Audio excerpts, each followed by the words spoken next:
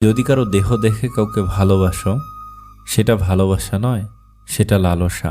যদি কারো টাকা দেখে কাউকে ভালোবাসো, সেটা ভালোবাসা নয়, সেটা লোভ। তাহলে ভালোবাসা কাকে বলে? যদি কারো মন দেখে কাউকে ভালোবাসো, তাহলে সেটাই ভালোবাসা। যদি তুমি এক নজর তাকে দেখার জন্য ছটফট করতে থাকো, তাহলে সেটাই ভালোবাসা। ফর্সা আর সৌন্দর্য কখনোই এক কথা নয়।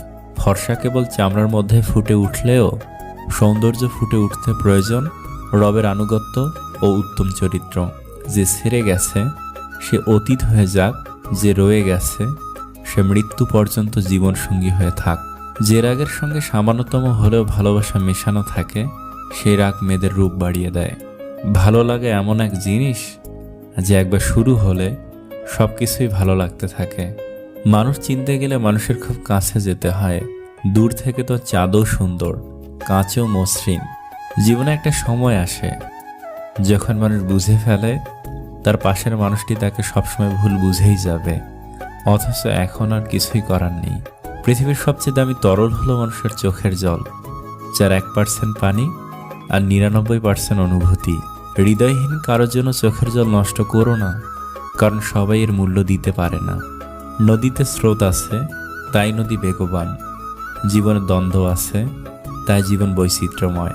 রাগ ভাঙানোর ক্ষমতা না থাকলে কাউকে রাগানো উচিত না। অপেক্ষা আছে ধৈর্যের বহিঃপ্রকাশ।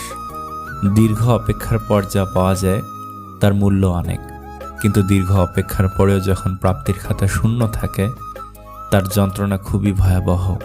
বিশ্বাস করেন, আপনি যতই ভালোবাসুন না কেন, যে আপনাকে আর চায় না, যে আপনার সাথে কথা বলার অভাবে ভোগে না, যে আপনাকে পাত্তা দেয় না, সময় থাকতে সেখান থেকে সরে আসা উচিত। যে মানুষটাকে ভালোবাসার জন্য চোখের পানি ফেলতে হয়, ছেঁচড়া হতে হয়, কষ্ট পাইতে হয়, আঘাত সহ্য করতে হয়, সে মানুষটার কাছে ভালোবাসা পাবার দরকার নেই।